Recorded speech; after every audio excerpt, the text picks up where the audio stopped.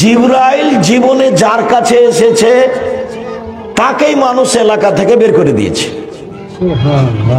তুমি যে বলছো যে আমার আত্মীয় স্বজন, আমার চাচি, আমার চাচা, আমার গ্রামবাসী আমাকে জীবন দিয়ে ভালোবাসে আর তারা আমাকে বের করে দিবে, এটা কথা হলো? তো তুমি যে বিশ্বাস করো না, তো তোমাকে বলি জীবনে যার কাছে জিবরাইল এসেছে তাকেই বের করে দেওয়া হয়েছে। তো তোমার কাছে এসেছে, তোমাকে বের করে দেবে। তো আমি ওই সময়তে বেঁচে থাকলে তোমাকে সহযোগিতা করতাম। তো এই হলো ওহির সূচনা। ইমাম বুখারী রাহিমাহুল্লাহ তার কিতাব শুরু করলেন ইসলাম ধর্মের সূচনা দিয়ে, ওহির সূচনা দিয়ে। তাতে তিনি একটা অধ্যায় উল্লেখ করলেন, বাবু কাইফা কানা বাদুল ওহী ইলা রাসূলিল্লাহ সাল্লাল্লাহু আলাইহি ওয়াসাল্লাম। আল্লাহর রাসূলের নিকট কিভাবে ওহির আগমন হলো, কিভাবে ওহির আগমন হলো, এইটা হলো ইমাম বুখারীর বুখারী গ্রন্থে প্রথম আলোচনা। যদিও তিনি 4টা হাদিস পেশ করেছেন, তার একটা হাদিসেই মাত্র ওহির আলোচনা আছে, বাকি হাদিসে ওহির আলোচনা নেই। তবে ওহি সম্পর্কে কিছু কথা আছে 4টা হাদিসেই। কিভাবে ওহির সূচনা হলো, তো আমি কাইফা কানা বাদু ওহি এগুলো নিয়ে আলোচনা না করে সামনের দিকে যাই, তোমার ওস্তাদজিরা সময়ে লম্বা আলোচনায় জানাবে কিভাবে ওহির আগমন আমাদের নবীর কাছে হলো। এইটা হলো ইমাম বুখারীর অধ্যায়, এইটাকে সামনে রেখে উনি কিছু বলবেন। তো অধ্যায়কে সামনে রেখে উনি একটা কোরআন মাজিদের আয়াত পেশ করলেন একবারে সূচনাতেই, বাবটা অধ্যায়টা উল্লেখ করেই একটা আয়াত, ইন্না আওহাইনা ইলাইকা কামা আওহাইনা ইলা নূহিন ওয়ান নাবিয়িনা মিন বাদিহি। নিশ্চয় আমি মুহাম্মদ সাল্লাল্লাহু আলাইহি সাল্লাম আপনার নিকট ওহী করেছি যেভাবে নূহ এর নিকট এবং নূহের পরবর্তী নবীগণের নিকট ওহী করেছিলাম। আপনার নিকট সেভাবেই করেছি যেভাবে অতীতের নবীগণের নিকট করেছিলাম। প্রথমত ইমাম বুখারী বলতে চাইলেন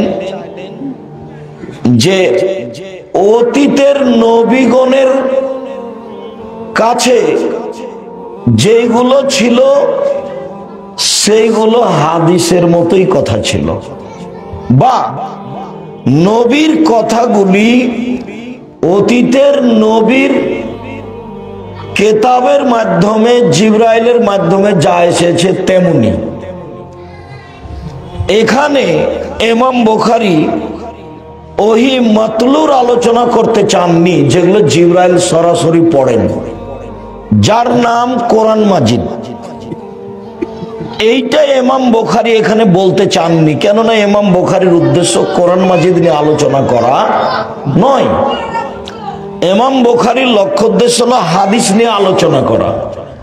তো হাদিস নিয়ে যে আলোচনা করবেন, তো হাদিসের কথা বলবেন, অতীতের কোনো হাদিস দেখাবেন এখানে, তা না দেখিয়ে কি দেখিয়েছেন, একটা আয়াত দেখিয়েছেন। প্রথমে আয়াত দেখিয়ে বলেছেন যে অতীতের নবীর কথাগুলো ছিল ওহী হাদিস, আমার নবীর কাছে যেগুলো হাদিস হিসেবে এসেছে সেগুলো আল্লাহর বাণী, জিবরাইলের মাধ্যমে নবী বলেছে। তবে জিবরাইল এসে পড়েননি, তেলাওয়াত নয়।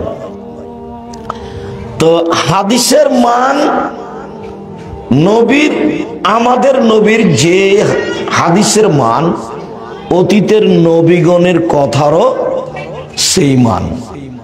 অতীতের নবীগণের ওহির মান যা ছিল, আমাদের নবীর হাদিসের মান সেটাই। প্রথমত ইমাম বুখারী এই কথা বলতে চাইলেন। তারপরে যেটা বলতে চাইলেন সেটা হলো এই যে আপনার উপরে বিধান যেটা আল্লাহ দিয়েছেন সেই বিধানের সূচনা হয়েছে নূহ আলাইহিস সালামের উপরে। নূহ আলাইহিস সালামের আগে যারা ছিলেন তাদের উপরে কোনো বিধান ছিল না। পাপ করলে কি হবে, নেকি করলে কি হবে, কিভাবে সালাত, কিভাবে সিয়াম, এইরকম বিধান নূহ আলাইহিস সালামের আগের নবীর উপরে ছিল না। যার কারণে তাদের কোনো বিধানও পাওয়া যায় না।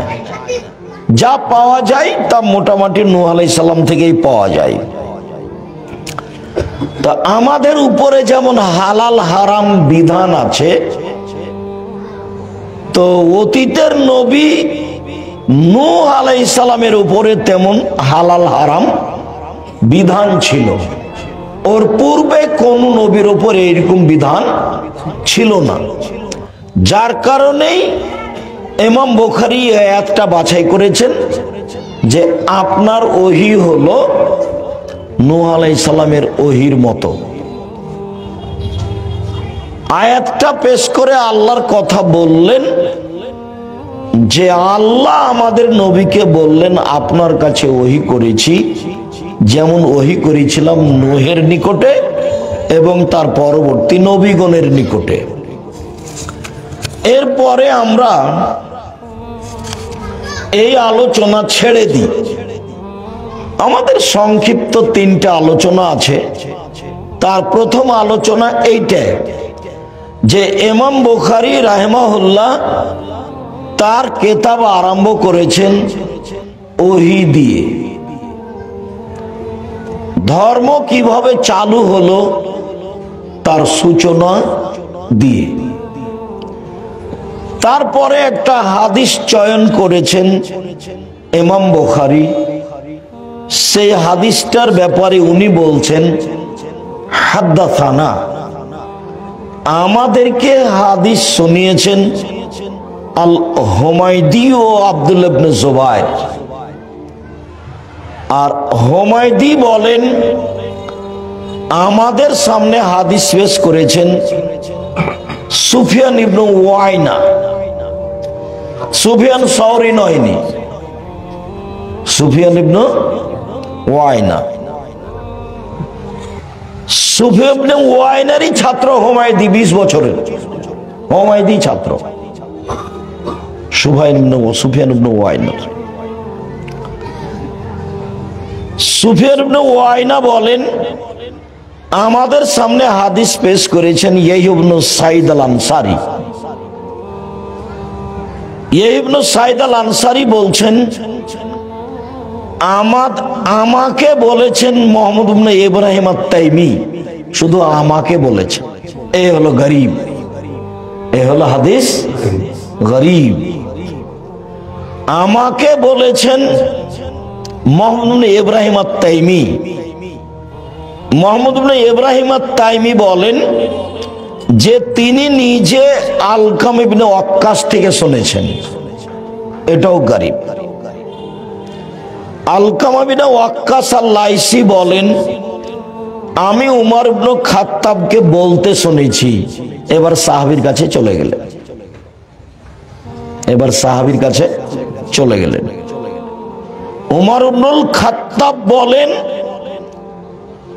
মিম্বারের উপরে বক্তব্য দিতে গিয়ে, মিম্বারে উঠে বক্তব্য দিচ্ছিলেন, তখন তিনি বক্তব্যের কোন এক পর্যায়ে বললেন যে সামাইতু রাসূলুল্লাহ সাল্লাল্লাহু আলাইহি ওয়াসাল্লাম ইয়াকুল, আমি আল্লাহর নবীকে বলতে শুনেছি। তিনি বলছিলেন ইন্নামাল আমালু বিন্নিয়াত, নিশ্চয় মানুষের কর্ম নির্ভর করে তার নিয়তের উপর। আপ ভালো তো জগৎ ভালো, নিয়ত ভালো তো সব ভালো। এখানে আটকা পড়েছিল আটমুল মাদ্রাসার কিছু লোক যারা আশেপাশে থাকে। কেন কিভাবে তা আমার জানা নাই, জানা আমার প্রয়োজনও নেই। ইন্নামাল আমালু বিন্নিয়াত, মানুষের আমল নির্ভর করে কিসের উপরে? নিয়তের উপরে। নিয়ত ভালো তো সব ভালো, নিয়ত খারাপ তো সব খারাপ।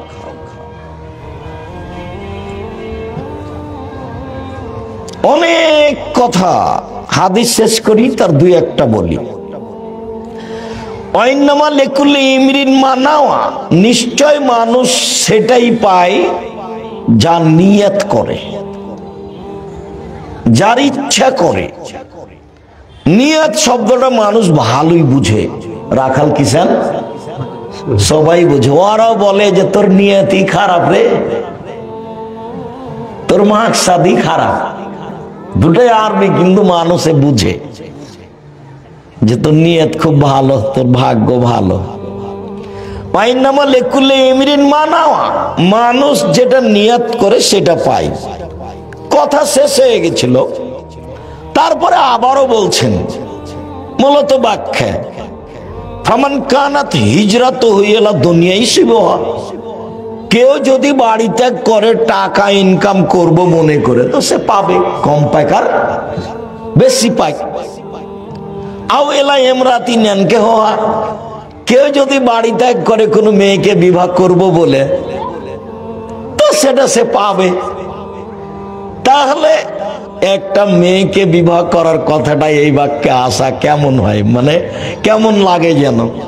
তো এই ঘটনা একটা এরই সাথে আছে। ঘটনা একটা, মক্কা থেকে লোক চলে গেছিল মদিনা একটা মেয়েকে বিবাহ করার জন্য। সে লোক রাসূলের কাছে যে ইসলাম গ্রহণ করে, তখন ওই কথাটা এরই সাথে জমা ধরে গেছে। তো ফাই হিজরাত হইলা মা হাজারা ইলাইহি, অতএব মানুষের যেদিকে হিজরত হয়, বাড়ি ত্যাগ করা হয়, সেটাই সে পায়।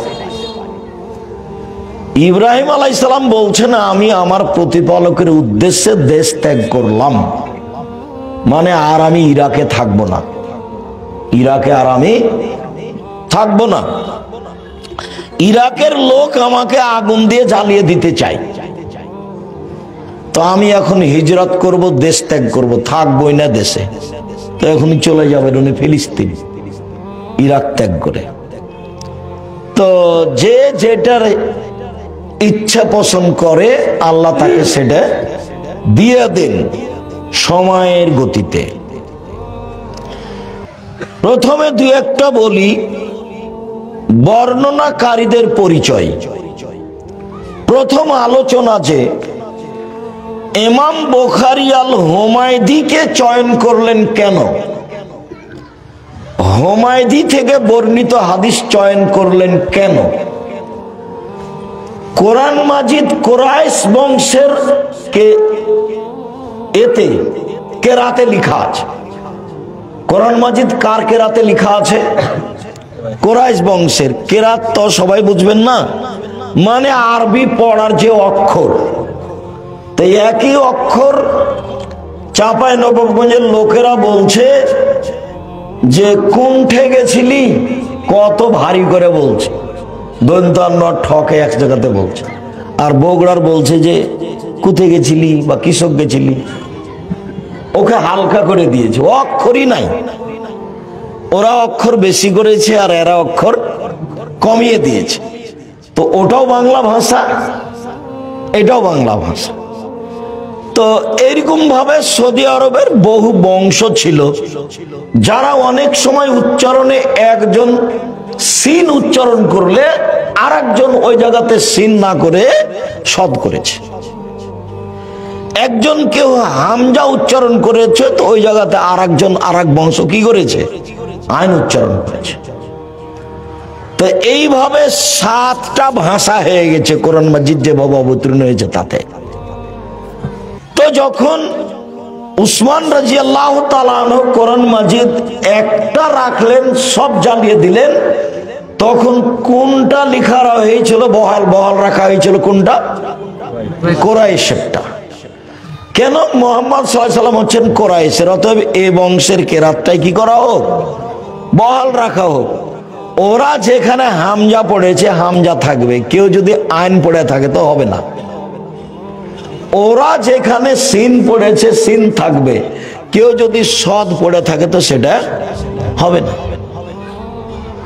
ওরা যদি জয় পড়েছে তো সেটা জয়ই থাকবে, অন্যরা সেখানে কেউ ত পড়েছে তো ওটা নিবে না। এখন কোরআন মাজিদ যেটা আছে সেটা কাদের আছে? কোরাইশদের। বাকিগুলো জ্বালিয়ে দেওয়া হয়েছে আগুন দিয়ে। তো ইমাম বুখারী বলছেন যে অত্র হাদিসে 5 জন রাবী আছে, 2 জন হলো মদিনার আর মক্কার, আর 3 জন হলো মদিনার। প্রথম 2 জন হলেন মক্কার, আর শেষের 3 জন হলেন মদিনার। তো হুমায়দি মক্কার এবং কোরাইশের। হুমায়দি হচ্ছেন মক্কার বাসিন্দা এবং কোরাইশ বংশের। তো সব সময় ইমাম বুখারীর খালি লক্ষ্যটা থাকে চূড়ান্ত সঠিকটা গ্রহণ করার। চূড়ান্ত সঠিক যেটা, সূত্র যেখানে হোক না কেন, চূড়ান্ত সঠিক যেটা। একটা কথা তোমাদের মনে রাখি, কোন কোন হাদিস বুখারীতে 36 থেকে 40 বার এসেছে। তো যতবার এসেছে ততবার শব্দ পরিবর্তন আছে। এটা হলো ইমাম বুখারীর ব্যতিক্রম দক্ষতা, মানে একই শব্দ দিয়ে তিনি বারবার আনেননি। আর এই ইন্নামাল আমালু বিন্নিয়াত এই হাদিসটা 6 বার এসেছে। এই হাদিসটা বুখারীতে 6 বার এসেছে। তবে এর চেয়ে বেশি শব্দ এসেছে অন্য কোন জায়গায়। এখানে কিছু শব্দ বিলুপ্ত আছে। তো হাদিস শাস্ত্র যেটা কোরাইশ বংশের, সে লোক দিয়ে তিনি গ্রহণ করেছেন এবং মক্কার। তারপরে হুমায়দি আব্দুল্লাহ ইবনে জুবায়ের সবার পরিচিত মানুষ। 75টি হাদিস ইমাম বুখারী গ্রহণ করেছেন হুমায়দি থেকে। তারপরে হলেন সুফিয়ান ইবনে ওয়াইনা। একজন আছেন সুফিয়ান সৌরি, আর একজন আছেন সুফিয়ান ইবনে ওয়াইনা। দুইজনই খুব বড় বড় বিদ্বান। তবে সুফিয়ান সৌরি কিছু মাযহাব অবলম্বন করেন, যেটা তিরমিজিতে বিস্তারিত সময়ে সময়ে পাওয়া যাবে। তিরমিজি বড় শাইখ দিয়ে পড়াতে হয়। তিরমিজির লেখক ব্যতিক্রম মুহাদ্দিস পৃথিবীর, সারা দুনিয়া ওর মধ্যে ঢুকে রেখেছে। তো সুফিয়ান সৌরিরই ছাত্র হচ্ছেন হুমায়দি, যিনি 1 নম্বরে আছেন। এনারা দুইজনই মক্কার মানুষ। তারপরে হলেন ইয়াহইয়া ইবনে সাঈদ আল আনসারী। ইয়াহইয়া ইবনে সাঈদ আল আনসারী মদিনার মানুষ। তার বিদ্যা বুদ্ধিতে কোনো প্রকার সন্দেহ বা কারো আপত্তি নেই। আপত্তি নেই কথাতে একটা চট করে কথা মনে পড়লো, বলে রাখি তোমাদের। বর্ণনাকারীদের কোন চরিত্র, কারো যদি এমন কোন চরিত্র প্রমাণ পেয়েছে যে স্টলে বসে চা খেতে থেকেছে, মানুষের সাথে বসে চা খেয়েছে, এটাকে বলা হয় খেলাফুল মুরুয়াত, ভদ্রতা বিরোধী কর্ম। এরকম আচরণ যদি কোনো বিদ্বানের থেকেছে, ইমাম বুখারী তার হাদিস নেননি। ভদ্রতা বিরোধী কর্ম। হাদিস পড়ান যিনি, তিনি এখানে স্টলে বসে চা খাবেন, এই শিষ্টাচার, এই অভ্যাস, এই আচরণ তাকে ছাড়তেই হবে। জামিয়া সালাফিয়ার ভিতরে চায়ের স্টল আছে, সবকিছু আছে। আমাকে ওই পাশ দিয়ে গেলে বসতে বলে, দেখো ফাঁকি দিয়ে চা বিক্রি করিও না, এটা বলতে এসেছি। কেউ অভিযোগ করলে এখানে থাকতে পাবা না। আমি তোমার চায়ের স্টলে বসে চা খাবো, এই জন্য আমি আসিনি। তাকে বলা হয় খেলাফুল মুরওয়াত, ভদ্রতা বিরোধী কর্ম।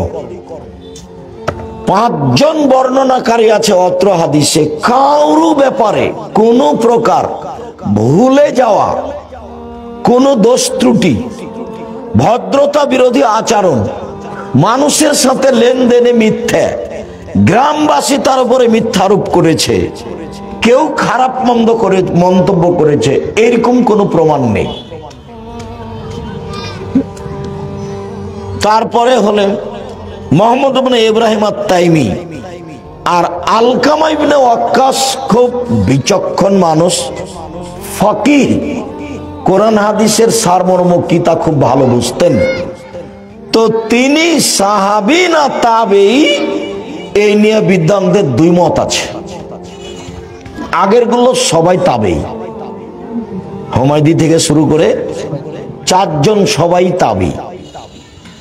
তাবেঈ মানে সাহাবীদের অনুসারী যিনি, আর সাহাবী মানে নবীকে নগদ দেখে অনুসারী যিনি। সাহাবী মানে নবীকে নগদ দেখে অনুসারী যিনি, আর তাবেঈ মানে সাহাবীকে দেখে থেকে অনুসারী যিনি, আর তাবেঈ মানে তাবেঈকে দেখে চলেছেন যিনি।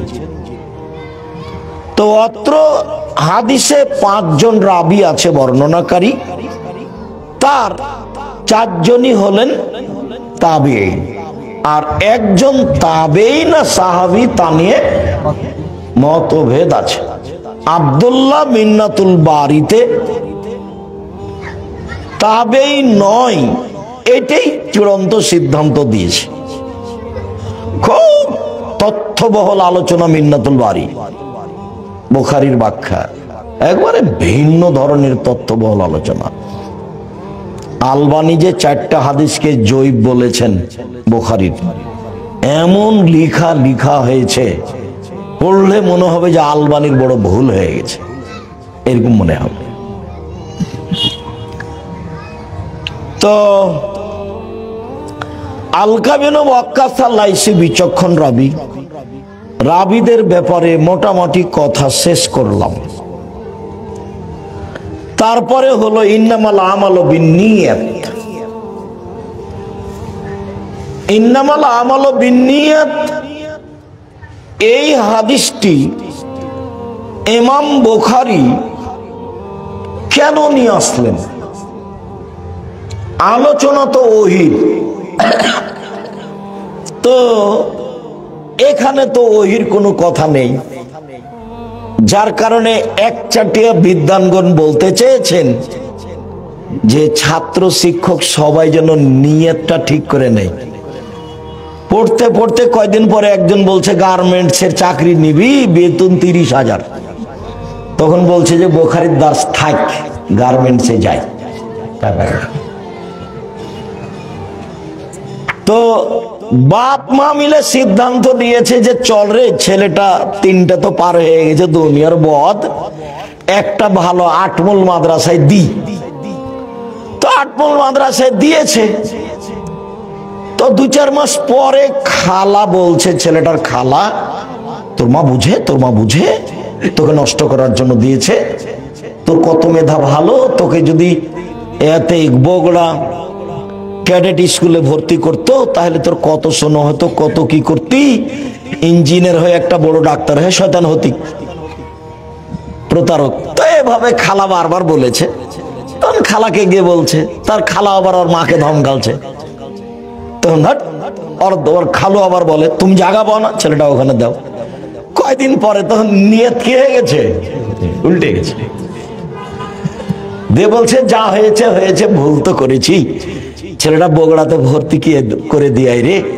ইন্নামাল আমালু বিন্নিয়াত, ইমাম বুখারী কি আসলে ওহীর সাথে মিলানোর জন্য হাদিসটা নিয়ে এসেছেন, না ছাত্র শিক্ষকের অন্তরকে সংশোধন করার জন্য নিয়ে এসেছেন? বলছে যে আটমূলে এসেছি, এখন কয়েকদিন বুখারী পড়বো, আসলে কুষ্টিয়া বিশ্ববিদ্যালয়ে ভর্তি হবো সেই জন্য। তো কয়েকদিন কোথায় আর থাকবো, আটমূলে খাই থাকি ফিরি। তো জামিয়া সালাফিয়ায় গেল না কেন, হাজার হাজার ছাত্র। তো বলছে যে আর বলেন না, আব্দুর রহমান এমন শক্ত, বাপ রে বাপ, পা ধরে পড়ে নিয়ে গেছিলাম, তো হয়নি। ওই যে হবে না রে, অন্তর আর একটা আছে। কয়দিন পরে ও কোথায় যাবে?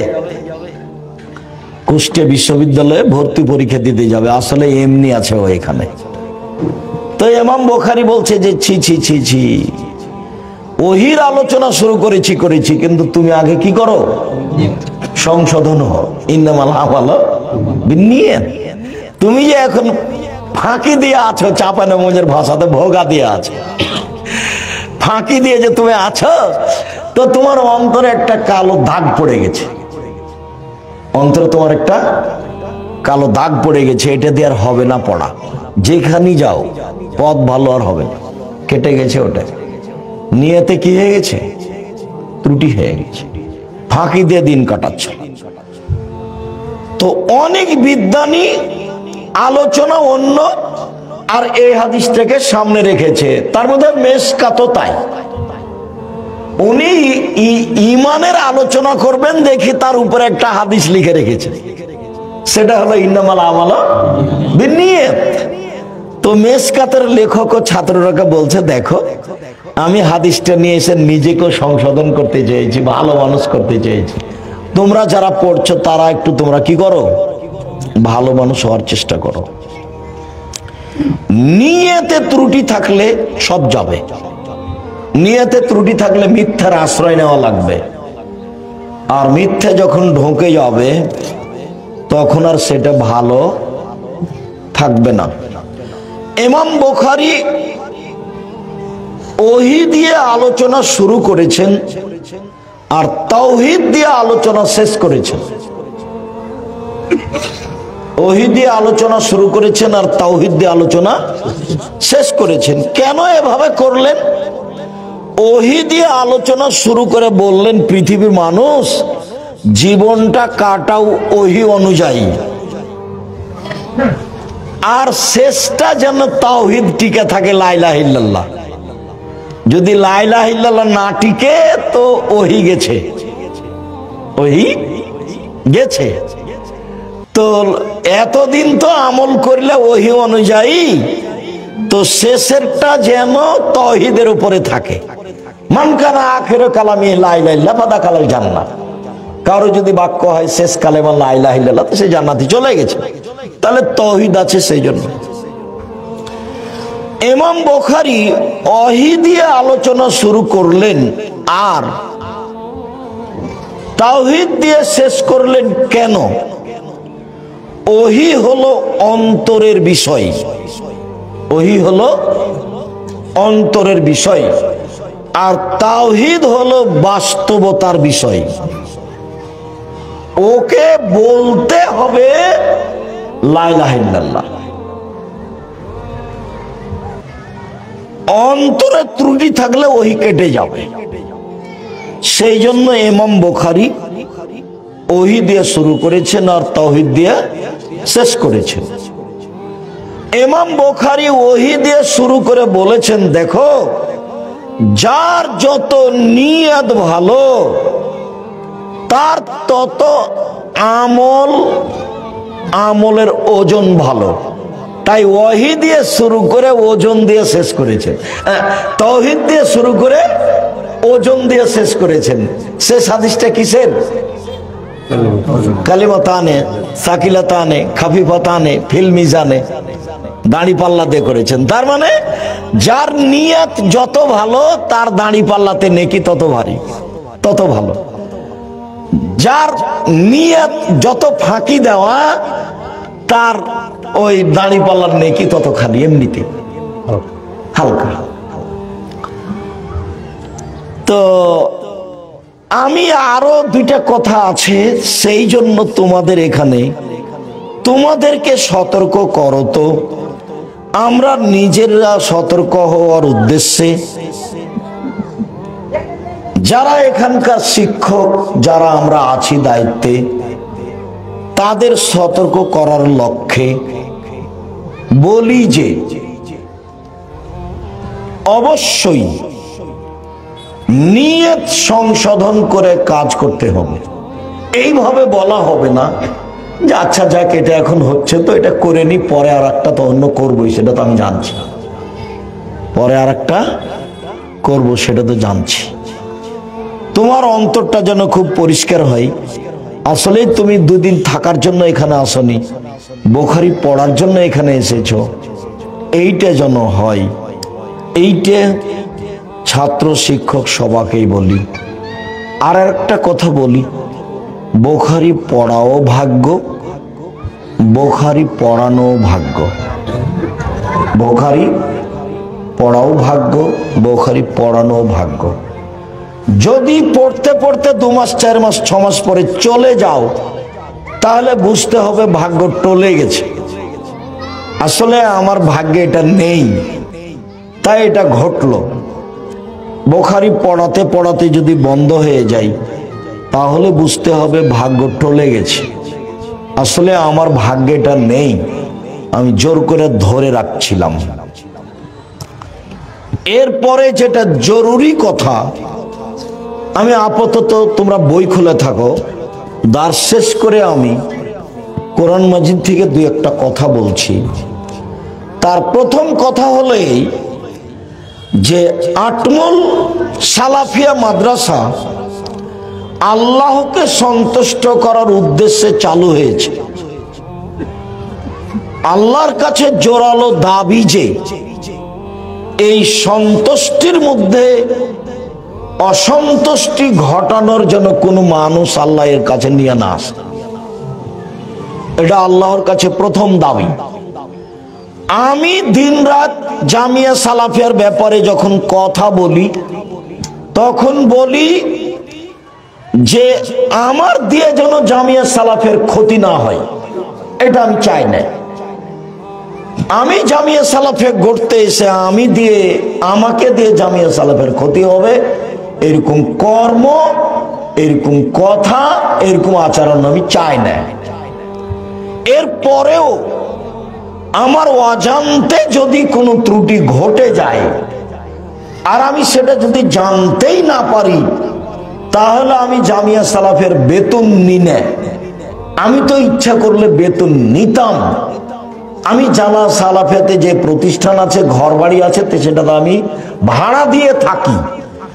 তো যেহেতু আমি জামিয়া সালাফের কোনো সুবিধা ভোগ করি না, বেতনও নি না, তা আমার অজান্তে যদি কোনো ত্রুটি ঘটে যায়, তাহলে ওইটা তুমি আমাকে বিনিময় হিসাবে গ্রহণ করে পার করে দিও, জামিয়া সালাফের জন্য ক্ষতি না হয়। আমি জানতে পারিনি সেজন্য তুমি ক্ষতি করে দিবে, এটা আমি চাইনি। আমি তোমাকে আর একটা বলে রাখছি, আমি জামিয়া সালাফের সুবিধা ভোগ করি না, এক সন্ধ্যা খেলে তার টাকা দিয়ে দিই। অতএব আমার ত্রুটি তোমার কাছে ধরা পড়েছে, আমি বুঝতে পারিনি, তা আমি যে কর্ম করেছি ওটাকে বিনিময় করে তুমি জামিয়া সালাফে বহাল রাখবা, আমার জন্য ক্ষতি না হয় আর জামিয়া সালাফের জন্য ক্ষতি না হয়। আর আমি যদি আমার ত্রুটি বুঝতে পারি জেনে শুনে সজ্ঞানে, তা আমি পরিবর্তন করব ইনশাআল্লাহ। তার মানে আমি জামিয়া সালাফের সরিষা সম পরিমাণ ক্ষতি চাই না। আটমল সালাফিয়া মাদ্রাসায় যারা আসে কোরআন হাদিস শুনতে, যারা আসে টাকা পয়সা দিতে, যারা আসে প্রতিষ্ঠান দেখতে, তাদের ভিতরে সামান্যতম আল্লাহকে সন্তুষ্টি করা ছাড়া আর কোনো যেন উদ্দেশ্য না থাকে। আল্লাহুম্মা আমিন। থাকলে ও ক্ষতিগ্রস্ত হবে, তাকে ক্ষতিগ্রস্ত হতেই হবে। যারা আসবে কোরআন হাদিস শুনতে, আল্লাহকে সন্তুষ্ট করার জন্য আসবে মাথাটাকে খালি রেখে। মাথাটাতে কোনো দল আছে, কোনো সংগঠন আছে, তারপরে কোনো ব্যক্তি আছে, তারপরে হুমায়ুনকে কালামকে যারা দায়িত্ব পালন করে তাদেরকে একটা কথা বলে ভটকিয়ে দিব, এরকম কোনো হিসাব নিয়ে যেন না আসে। তাতে সেও ক্ষতিগ্রস্ত হবে, প্রতিষ্ঠানের ক্ষতি হবে। পরে আরো 2টা কথা আছে, এই কথাটা প্রথমে বলছি। আসেন, আসতেই হবে। আটমূলে এই মাদ্রাসা, আটমূল সহ এতদা অঞ্চলের যত লোকজন আছে সবাইকেই দেখতে হবে, দেখতেই হবে। মাথায় শুধু কাকে সন্তুষ্ট করা থাকতে হবে? আল্লাহকে। আল্লাহকে সন্তুষ্ট করার জন্য আসতে হবে, বসতে হবে। ত্রুটি ভিতরে থাকে না যেন, পরবর্তীতে যারা আসবে তাদেরও যেন হয় না। এইটা দাবি প্রথমে কার কাছে করি? আল্লাহর কাছে।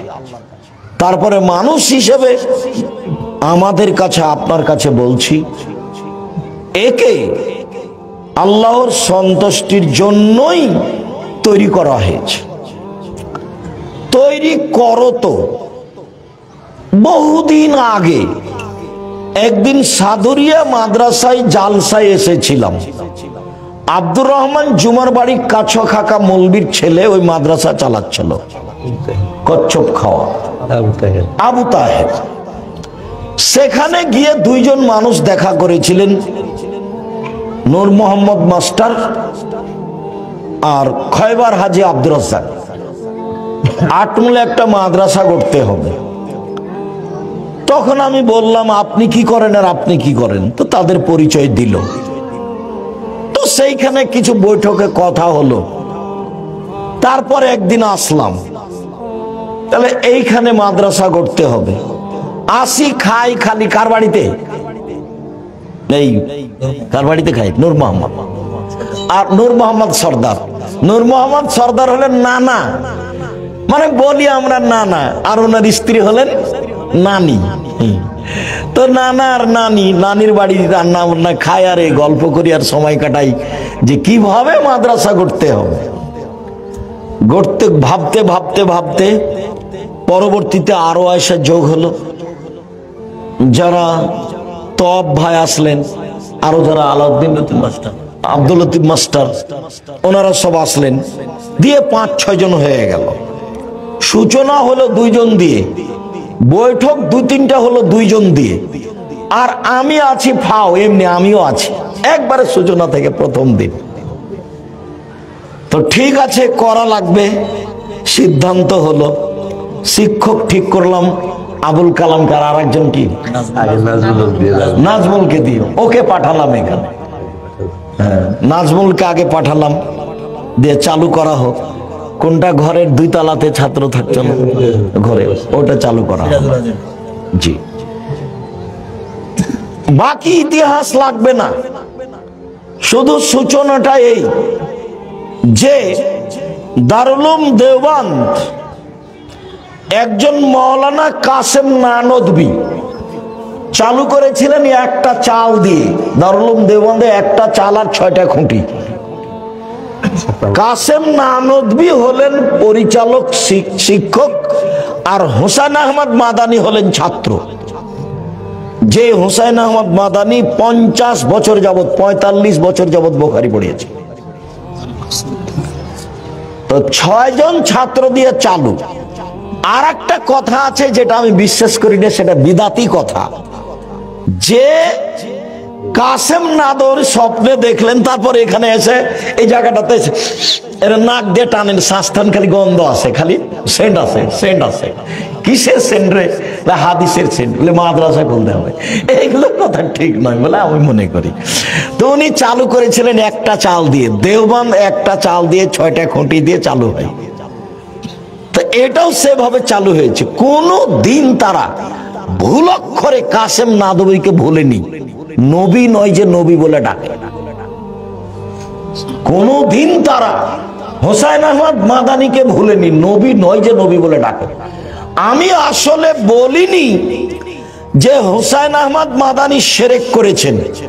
জজ আমাকে যখন বলল সিলেট সুনামগঞ্জ কোর্টের, ও ভুল বলল, কিন্তু আমাকে কথা বলা নিষেধ করা আছে, তাই আমি বলতে পারিনি। আমি বলেছি যে এটা শিরক, এটা শিরক, এটা শিরক। হুসাইন আহমদ মাদানী যেখানে ডালিম গাছের নিচে বুখারী পড়াতেন, পরবর্তী শিক্ষকেরা বলতেন যে বরকতের জন্য ডালিম গাছের নিচে বুখারী পড়তে যেতে হবে একদিন। আমি বলেছি এটা শিরক। কথা বুঝতে পারোনি? আমি বলিনি যে হুসাইন আহমদ মাদানী মুশরিক, এ কথা আমি বলিনি। আমি বলেছি যে হুসাইন আহমদ মাদানী ডালিম গাছের নিচে বুখারী পড়াতেন, পরবর্তীতে যেসব বিদ্বানেরা বলেছেন যে বরকতের জন্য একদিন কোথায় বুখারী পড়াতে যেতে হবে? ডালিম গাছের নিচে। আমি এটাকে শিরক বলেছি। তো জজ আমাকে বলছে, ছাত্তা মসজিদের ওখানে জজ আমাকে বলছেন যে আপনি বলেছেন হুসাইন আহমদ বান্দারি মুশরিক। তা আমি কিন্তু এখন তার বলতে পারি না যে না আপনি ভুল বলছেন, কেননা উকিল আমাকে বলেছে যা বলবেন মুখ খুলবেন না, যা বলবে খালি আপনি শুনবেন। এদের নাম জজ, হাকিম। হাকিম নড়ে তো হুকুম নড়ে না, একটা ঘটে যেতে পারে। তারা কোনোদিন স্মরণে তাদেরকে ভুলেনি। তাদের একটা দুয়া বরকত আছে, যখনই ভিন্ন কিছু ঘটবে তখন আল্লাহর অসন্তুষ্টি নেমে আসবে। যখনই আল্লাহর অসন্তুষ্টি নেমে আসবে তখন আপনার শত চেষ্টা ব্যর্থ হবে, শত চেষ্টা ব্যর্থ হবে। আর আরেকটা কথা, যে কাজের জন্য লাগে অধিকার। যেমন আমরা তপ ভাইয়ের ছেলেকে পূর্ণ অধিকার দিয়ে রেখেছি, বাবা তুমি প্রতিষ্ঠানটা দেখো, ভাবো, চিন্তা ভাবনা করো, প্রতিষ্ঠান ভালোভাবে গড়তেই হবে। তো স্বাধীনতাই চেয়েছে মুসা আলাইহিস সালাম ফেরাউনের কাছে গিয়ে। স্বাধীনতার খুব দাম। একবারও বলেননি মুসা ফেরাউনকে যে ইসলাম কবুল করে, ইসলাম গ্রহণ করেন। বলেন এক আল্লাহ, বলেন এক আল্লাহ, এই কথা মুসা বলেননি। দেখেন 1 মিনিট বলি, এই চলো এক, চুপ থাকো।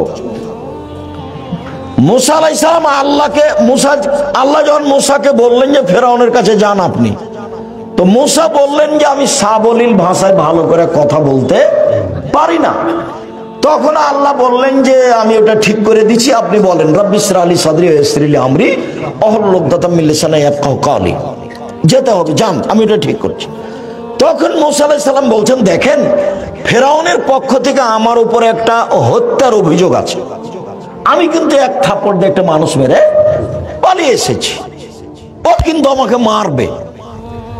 তখন আল্লাহ বলছেন যে ঠিক আছে, আমি আপনার সাথে আছি,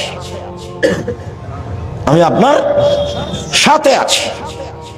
তো মুসা আলাইহিস সালাম বলছেন না আমি একাই যেতে পারবো না, আমার ভয় হচ্ছে। এরপরে কি হবে তাহলে? বলে আমার ভাইকে সাথে দেন। ঠিক আছে, দিলাম। সব কথা আল্লাহ মুসার মেনে নিলেন। এইবার দুজন চলে এসেছেন ফেরাউনের কাছে, ফিরআউনা ফাকুলা, দুইজন এসে বলছেন ইন্না রাসূল রাব্বিল আলামিন, আমরা হচ্ছি বিশ্ব জগতের প্রতিপালকের পক্ষ থেকে রাসূল। আন আরসেল মানা বানি ইসরাইলা, বানি ইসরাইল আপনাদের দাস দাসী হিসাবে আছে, ছেড়ে দেন। আব্দুল্লাহর বক্তব্যই এটা, গোলাম হয়ে জাতির কাছে বসবাস করতে রাজি নই, গোলাম হয়ে একদিন বাঁচতে চায় না। মুসা বলছেন যে আমার সম্প্রদায়কে ছেড়ে দিতে হবে। আগে তো এসে বলবে বল লা ইলাহা ইল্লাল্লাহ বল, এই কথা না বলে কি বলছেন? আমার লোকজন ছেড়ে দেন। যুগ যুগ ধরে মুসা আলাইহিস সালামের সম্প্রদায়ে বানি ইসরায়েলেরা দাস দাসী হিসেবে আছে। সারাদিন পুরুষকে কাজ করে নেই বা যখন তখন পুরুষদের হত্যা করে, আর বানি ইসরায়েলের নারীদের সাথে অন্যায় করে এবং বাড়িতে দাসী হিসাবে রাখে। শতাব্দীর পর শতাব্দী, শতাব্দীর পর শতাব্দী, কাল কাল ধরে চলছে। তো মুসা আলাইহিস সালাম বলছেন ছেড়ে দেন এদেরকে। তো এই কথা বলতে ফেরাউনের খুব ব্যাঘাত, আতে ঘা লেগেছে। তখন ফেরাউন বলছে আলাম নুরাব্বিকা ফিনা, কি ব্যাপার, তোমাকে আমি লালন পালন করিনি ওয়ালিদান শিশুকালে, অলাবেস্তা ফিনা নুমরেকা সিনিনা, তুমি বহুদিন আমার মাঝে ছিলে না, আমার সামনে এসে এভাবে কথা বলো, মানে আমার লোকজনকে ছেড়ে দেন, এই কথা তো যেমন তেমন নয়, মুখের ওপরে বলা, লিখিত ভাবেও নয়, স্মারকলিপি নাই এখানে, নগদ ছেড়ে দেন। তখন ছোট থেকে শুরু করেছে ফেরাউন তাকে, তোমাকে আমি লালন পালন করিনি, তুমি আমার বাসায় বহুদিন ছিলে না, তুমি একটা কর্ম করেছো, যা তুমি করেছো, তুমি তোমার কর্ম করেছো, এক থাপ্পড়ে মানুষ মেরেছো, ওয়ান্তা মিনাল কাফিরিন, তুমি বড় অকৃতজ্ঞ। এটা মুখের উপরে ফেরাউন বলল মুসাকে। মুসা বললেন একটা, ফেরাউন বলল আর একটা। তো এইবার মুসা বলছেন যে কালা ফাল তুহা এদাউয়ানা মিনাদ দাল্লিন, হ্যাঁ আমি এক থাপড় দিয়ে মানুষ মেরেছি, তখন আমি ভ্রান্ত পথে ছিলাম। ফারাত্তু মিনকুম, তোমার ভয়ে আমি দেশ ছেড়েছি। লাম্মা খিফতুকুম, যখন তোমার আশঙ্কা তোমাকে মারবা। ফাওয়াহাবা লি রাব্বি হুকমান, আমার প্রতিপালক আমাকে জ্ঞানে গুণে পূর্ণ করেছেন। ওয়া জালানি মিনাল মুরসালিন, আমাকে নবী করেছেন। অতিলকা নিয়ামাতুন তামুন্নুহা, আর এই যে তুমি বললে ছোট থেকে লালন পালন করেছি, এই করেছি, তুমি আমার প্রতি অনুগ্রহ করেছো, অনুগ্রহ করে তুমি খোটা দিয়েছো। আনাবাত্তা বানি ইসরাইলা, এই সুবাদে তুমি বানি ইসরাইলকে দাস দাসীতে পরিণত করেছো। তুমি বড় উদ্ধত স্বৈরাচার সীমা লঙ্ঘন করেছো। এটা মুসা আলাইহিস সালাম বললেন। যখন বললেন যে তুমি উদ্ধত স্বৈরাচার সীমা লঙ্ঘন করেছ, তখন ফেরাউন হত্যার সিদ্ধান্ত নিল। যা হলো হলো।